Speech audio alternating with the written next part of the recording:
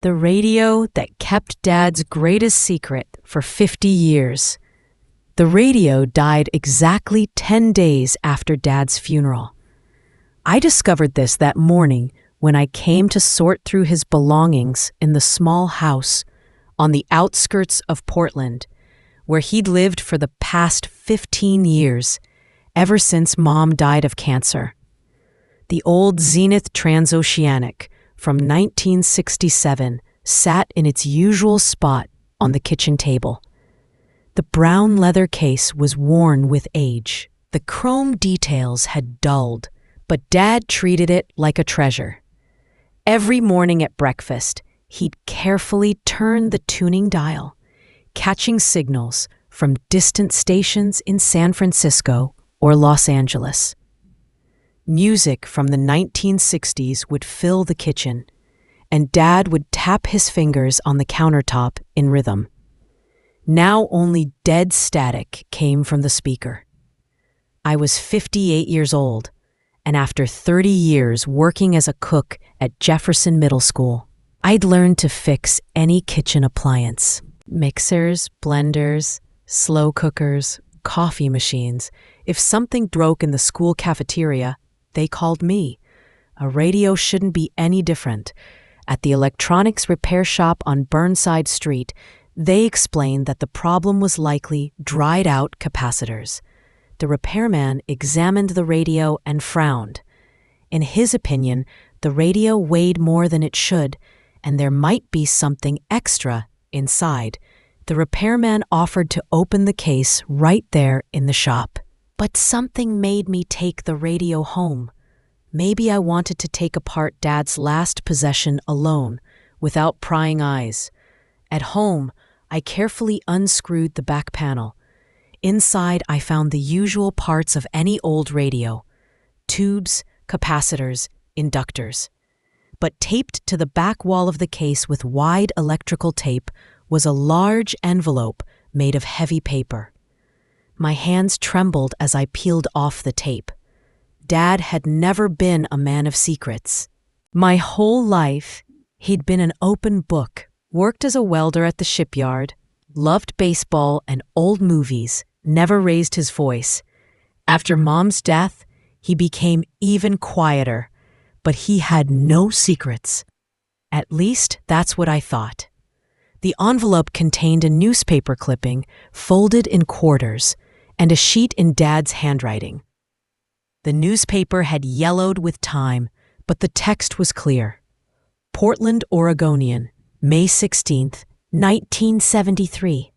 The headline in large letters: Unknown hero saves child in deadly crash.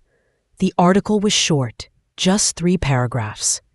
On May 15th, 1973, on a mountain section of Highway 84, 20 miles from Portland, a truck with failed brakes crashed into the Collins family car. The parents, Robert and Mary Collins, died instantly. Their 8-year-old son, Michael, was trapped in the burning car. An unknown witness broke the rear window and pulled the boy out seconds before the car was engulfed in flames. By the time firefighters and police arrived, the rescuer was gone. The boy was taken to the hospital with minor burns and shock, but his life was not in danger. Police appealed to the public to help find the heroic stranger for recognition. Below the article was a small black and white photograph, a mangled car and a little boy in a hospital bed. The child stared at the camera with huge, frightened eyes. The sheet with Dad's note contained just one line, written in his neat handwriting. Couldn't save the parents. Tell no one. I sat in the kitchen, holding these documents, trying to understand what they meant. Dad was 32 in May 1973. I remembered that time. I had just turned 13, finishing 7th grade. Dad worked at the shipyard. We lived in a small rented apartment on the east side of town. I couldn't recall anything special about that period, although, if I thought about it, That's when Dad stopped going fishing in the mountains. Before, every weekend, he'd take his fishing gear and head to the mountain lakes. After spring 1973, those trips stopped. Mom asked why, and Dad said he'd gotten tired of it. At the time, it seemed natural to me. Adults often change their habits without explanation. Now I understood the real reason. Dad could no longer drive the mountain roads where the tragedy happened. I needed to find Michael Collins. The search began at the city library, where they kept archives of local newspapers. The librarian helped me find the continuation of the story. In the May 20th, 1973 issue, it reported that the boy was taken by the Jenkins foster family from the suburb of Beaverton. The article mentioned that Michael had no other relatives. His parents were only children in their families, and all grandparents had died several years earlier. Online, I found yearbooks from Beaverton schools. Michael Collins graduated from Beaverton High School in 1983. The trail went cold after that, but I didn't give up. 30 years of working in a school cafeteria had taught me patience and persistence. Social media gave me the first lead. On the Beaverton High Class of 1983 page, I found a photo from 30 years ago. A thin, serious young man with dark hair and familiar eyes. The same eyes that looked out from the hospital photo in the newspaper. Professional networks led me to Dr. Michael J. Collins, a pediatric surgeon at Seattle Children's Hospital. The age matched, 48 years old. In the photo from the hospital website, I recognized those same serious eyes, now belonging to an accomplished man in a white coat. I hesitated for several days before calling. What would I say? It sounded crazy, but the envelope in Dad's radio haunted me. Dad had kept that newspaper clipping for almost half a century. It meant something to him. Finally, I called the hospital and asked to speak with Dr. Collins. The secretary said the doctor was seeing patients but could call back in the evening. I left my name and number without explaining why I was calling. Dr. Collins called back that same evening. His voice was tired but kind. He listened to my story in complete silence, and when I finished, he was quiet for a long time. Then I learned that he'd been searching for his rescuer for 40 years and wanted to come visit on the weekend. 3 days later, Dr. Michael Collins stood at the door of Dad's house. He was taller than he appeared in photos, with graying temples and the tired eyes of a surgeon. In his hands, he carried a thick folder. From our conversation, I understood that he'd brought everything he'd collected over the years: police reports, hospital records, witness statements. The documents had only become publicly available last year. The police report contained details of the accident. The truck, descending the winding road, lost control at about 70 miles per hour. The truck driver also died in the collision.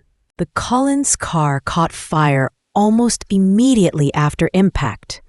First it smoked, then flames appeared from under the hood. But the most painful detail was information that both parents were alive immediately after the crash. The father was conscious, but pinned by the steering wheel. The mother was moaning in the front seat, but the fire began spreading from the engine to the passenger compartment at a frightening speed. Witnesses described the unknown hero as a man who acted without hesitation. He was first to run to the smoking car, heard a child crying in the back seat, and cries for help from the front. He broke the rear window with a heavy rock, cutting his hands on the glass, and pulled out the 8-year-old boy. The child clung to him, not understanding what was happening. The man shouted to the parents, "Hold on, I'll be right back for you," and ran with the boy away from the car. But while he carried the child to safety, just 30 seconds, flames engulfed the entire passenger compartment. When he turned around, the front of the car was already blazing. The screams had stopped. A forest ranger who was watching from a nearby hill saw the man freeze, staring at the inferno. Then he fell to his knees and sobbed. He realized he was too late, that he couldn't keep his promise. When other stopped drivers ran to the boy, the unknown hero got up, made it to his car, and drove away, still crying. The ranger saw the vehicle weaving on the road. The driver was clearly in shock. The whole thing happened in 4 minutes. Witness number 1 was described as an unknown man, about 30 years old, medium height, in work clothes. He acted professionally and decisively. Broke exactly the rear window because it was safer. Properly extracted the child without damaging his spine. Promised the parents he'd return, but there wasn't enough time. From Dr. Collins' account, I learned that no one had recorded the rescuer's license plate. Everyone was in shock from what was happening. Police searched for him for 3 months, but without results. Michael was taken from the hospital to a children's home, while social services looked for a foster family. The boy didn't speak for several days, and when he did start talking, he constantly asked about the uncle who saved him. He remembered that the man talked to him while pulling him from the car, calmed him, promised everything would be okay. Dr. Collins shared memories of his rescuer's voice. Calm, confident. The man told the boy to hold on to him, said they'd get him out, then asked him not to look toward his parents, but only at him. The folder contained photographs, the accident site, crashed cars, medical documents, and children's drawings, dozens of children's drawings. Michael drew his rescuer's face over and over in the foster home. Simple pencil sketches by an 8-year-old child, but in them you could make out features I'd known my whole life. Straight nose, broad shoulders, kind eyes. The foster parents took the boy to a psychologist, thinking he was fixated on the tragedy. But for Michael, this man wasn't a symbol of tragedy, but a symbol of hope. He proved to the boy that there are good people in the world, ready to risk everything for a stranger's child. Dr. Collins told me about his life. The Jenkins foster family gave him love and a good education. He graduated from the University of Oregon, then Johns Hopkins Medical School. He became a pediatric surgeon because he wanted to save children like he'd been saved.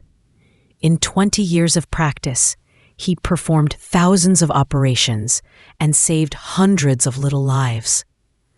The doctor confessed that every time he entered an operating room, he thought about that man, about how one moment of courage can change an entire life. We sat in Dad's kitchen until late that night, and Dr. Collins shared stories about his attempts to find his rescuer. He placed ads in newspapers every 5 years, on the anniversary of the accident, hired private detectives, created a website. Nothing helped. The doctor said the rescuer had vanished like a ghost. Sometimes he thought he'd just imagined him, but the scars on his hands reminded him that everything was real. Only then did I notice the thin white lines on his palms, traces of 40-year-old burns. The next morning, Dr. Collins showed me several more documents. A certificate from the children's home, where he went right after the hospital while social services looked for a foster family. Letters from his foster parents, the Jenkins. And one more thing, a worn business card. I learned this was a private detective who'd been helping him search for the past 5 years. Tom Marshall, a former police officer. He was one of the first patrol officers at the accident scene in 1973. Tom Marshall came that same day. A gray-haired man of 70 with sharp eyes and confident movements. He remembered that May day 40 years ago in the smallest detail. Tom shared with me details about the worst accident of his entire career. He arrived 20 minutes after the collision. The boy was sitting by the road, wrapped in someone's work jacket. The child kept repeating the same thing, that the uncle promised everything would be okay. Tom confirmed details from the police report. The unknown rescuer had vanished without waiting for police to arrive. They searched for him for several months, checking all men of the right age within 50 miles. No results. Tom noted that what always amazed him was how expertly the unknown hero had acted. He broke exactly the rear window. It's safer than the front. He extracted the child correctly without damaging his spine. He carried him the right distance from the burning car. He knew what he was doing. This observation helped me understand another detail. Dad worked as a welder at the shipyard, where they constantly held safety training and first aid courses. He knew how to act in extreme situations. Tom suggested checking records from Dad's workplace for that period. The shipyard kept attendance logs for employees, and May 15, 1973 was a Tuesday, a workday. In the shipyard archives, we found confirmation. James Harris was marked as absent for personal reasons on May 15, 1973. This was his personal day off. He worked on a rotating schedule. Absence that day was rare. Dad almost never took unplanned days off. Now I understood what had happened. Dad took a day off to go fishing in the mountains and witnessed a terrible tragedy. That evening, when Dr. Collins was supposed to fly back to Seattle, we sat in Dad's living room, and I showed him photo albums. Pictures from the 1970s, where Dad smiled at the camera, holding me in his arms or standing next to Mom. Dr. Collins studied the face he'd been searching for half his life for a long time. The doctor quietly confirmed that yes, this was him. Now he was sure. He remembered that smile. But something in the albums puzzled me. After 1973, Dad changed in photographs. Smiles became rarer, his gaze more serious. I also noticed that he began avoiding being photographed. Before, Mom and I constantly asked him to pose, and he gladly agreed. After 1973, such requests became more frequent, but his agreement less so. Dr. Collins explained that this was survivor's guilt, a classic reaction of people who saved one person but couldn't save others. My father blamed himself for the death of Michael's parents. The next few days, I spent reconstructing Dad's route on that May day in 1973.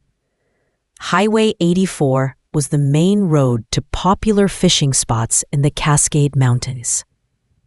Dad was probably heading to weekend fishing when he witnessed the accident. I found another confirmation in family documents. In Dad's tackle box lay a fishing license issued in April 1973. The last one in his life. He never bought fishing licenses again. Dr. Collins emailed me several more documents he'd obtained through lawyers. Among them was the will of his biological parents. Robert Collins worked as a history teacher. Mary as a nurse at a children's hospital. After their death, all property automatically went to their 8-year-old son, a few $1,000s, and an old house. The house interested me. By address, I found it online, a small cottage on the outskirts of Beaverton that passed to 8-year-old Michael by law after his parents' death. The Jenkins foster family bought this house from the Guardianship Council in 1975. They wanted Michael to grow up in his biological parents' house, among their belongings and memories. Mary Jenkins, Michael's foster mother, was still alive. She'd turned 82 and lived in a nursing home in Beaverton. I visited her and learned a lot of new things about young Michael. Mary told me that the boy was obsessed with the idea of finding his rescuer. He drew portraits of him, wrote letters to him that they never sent. For his birthday, he asked not for toys, but for them to place an ad in the newspaper. Mary showed me a box of Michael's childhood things that she'd kept all these years. There were dozens of drawings, children's letters to the unknown rescuer, and even a homemade medal that 11-year-old Michael made from cardboard and foil. On it was written in uneven letters, "To the bravest man in the world." Mary shared the story of how the boy dreamed that when he grew up, he'd find this person and give him the medal. And he also decided to become a doctor to save people like he'd been saved. In the box was one more thing: the children's pajamas Michael wore the night after the accident. Mary had washed and saved them out of maternal instinct. On the sleeve of the pajamas was a dark stain, dried blood. Mary explained that this wasn't Michael's blood. Doctors said the boy only had burns, probably blood from the man who saved him. He'd cut himself breaking the glass. I decided to visit the accident site. The section of Highway 84 where the tragedy occurred hadn't changed much in 40 years. The same steep winding road through pine forest, the same dangerous curves. Only the asphalt was better, and modern guardrails appeared on the shoulder. Local residents remembered that accident. In the nearest town, I talked with several old-timers who witnessed the events of 40 years ago. One of them, Bill Carter, worked in the towing service then and came to clear the wreckage. Bill confirmed details I already knew, but added a terrible detail. When he came to clear the debris, one of the police officers shared information with him that the father was still alive after the impact, but the car caught fire so fast that no one had time to save him. Only the child from the back seat was pulled out in time. This detail finally explained Dad's torment all these years. Back home, I continued studying Dad's documents. In his notebook, which he'd kept for decades, I found mysterious entries beginning in May 1973. Every month, Dad wrote the same line: St. Mary's Children's Home, $50. $50 in 1973 was a significant sum for our family. Dad earned $300 a month, and every dollar counted. But these entries continued month after month, year after year, until Dad's death. I contacted St. Mary's Children's Home in Portland. The institution closed in 1995, but the archives were transferred to the diocese. A kind woman from the diocesan office helped me find records of charitable donations. James Harris was listed among anonymous donors from May 1973 to December 2012. Almost 40 years of regular donations. First, $50 a month. Then the amounts grew along with Dad's salary. In his last years of life, he donated $500 monthly. The total amount of his donations over 4 decades was more than $100,000. the children's home archives contained thank you letters to the anonymous donor. The administration regularly sent reports on how the money was used. Dad's donations helped dozens of children get education, medical care, and find foster families. Then I understood how Dad dealt with his guilt. He couldn't save Michael's parents, but he saved other children in the only way available to him. I shared this discovery with Dr. Collins. He was quiet for a long time after my call. Then he said that meant Dad had been saving children his whole life. Not just him, but hundreds of others. Dr. Collins sent me information about his charitable activities. It turned out he also regularly donated money to help orphan children. The foundation in his parents' memory that he created 10 years ago had already helped thousands of children. The doctor wrote in an email that the circle was complete. My father saved him. He became a doctor and saves other children, and his foundation helps orphans. 1 minute of courage created a chain of goodness spanning half a century. But the story didn't end there. Among Dad's documents, I found another envelope hidden among old fishing magazines. It contained medical records from Dad's last years of life. Dad knew he was dying. Pancreatic cancer, diagnosed a year before his death, left no hope. But the records contained other information. Dad had suffered from chronic depression and post-traumatic stress since 1973. Dr. Raymond Clark, Dad's attending physician for the past 10 years, agreed to meet with me. I learned that Dad only began treatment at age 70, when the depression symptoms became unbearable. The doctor told me that Dad had long hidden his trauma. He shared information with the doctor about an event that had tormented him for half a century. A car accident, dead people he couldn't save, a classic case of survivor's guilt. Dad never gave the doctor details. No names, no exact date. He just talked about that day in the mountains, when everything changed. The doctor suggested he find the family of the saved child to get psychological relief, but Dad refused. The doctor shared with me his observation that Dad felt he didn't deserve thanks because he failed those people. He couldn't save them. In the medical records, I found another detail. A month before his death, Dad asked Dr. Clark to help him find the boy from that accident. He wanted to make sure the child had grown up healthy and happy. The doctor promised to try, but Dad died before they could do anything. From my conversation with Dr. Collins, I learned that he'd also searched for information about his rescuer through medical channels.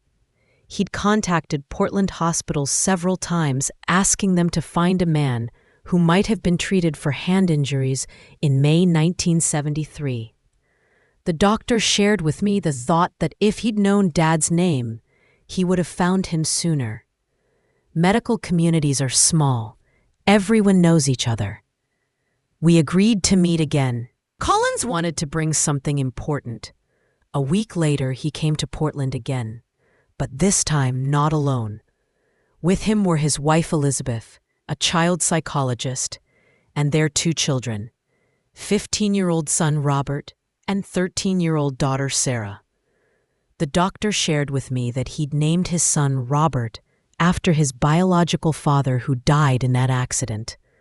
Elizabeth turned out to be an amazing woman. She'd spent her whole life listening to her husband's stories about the mysterious rescuer and helping him search.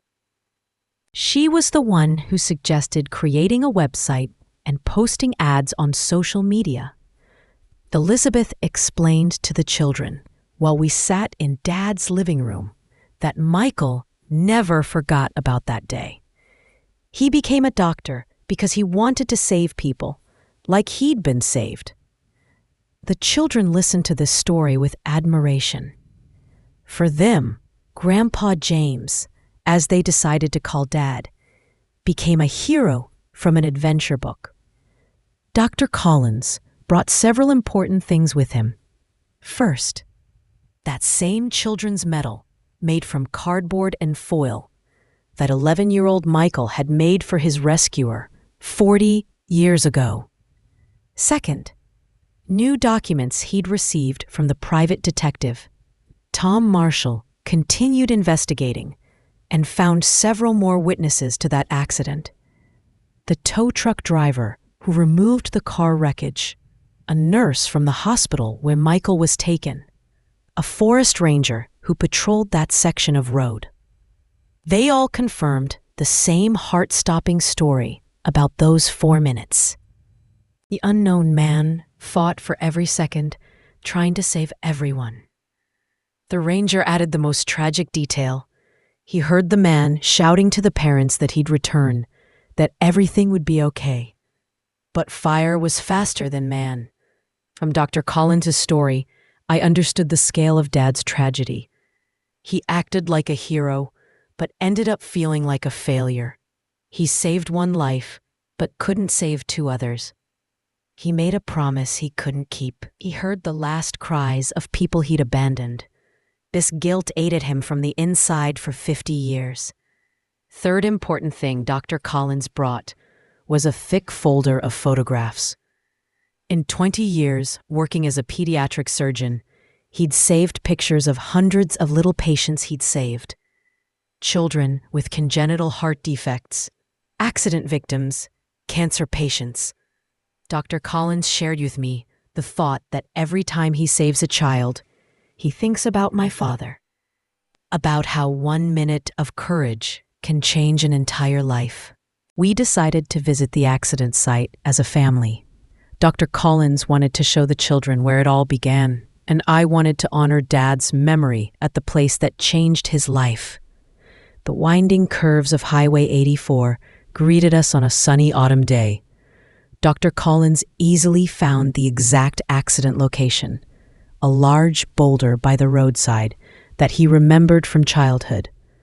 40 years ago, his parents' car crashed into this boulder. We installed a small memorial plaque with an inscription in memory of Robert and Mary Collins and in honor of the unknown hero who saved their son on May 15, 1973.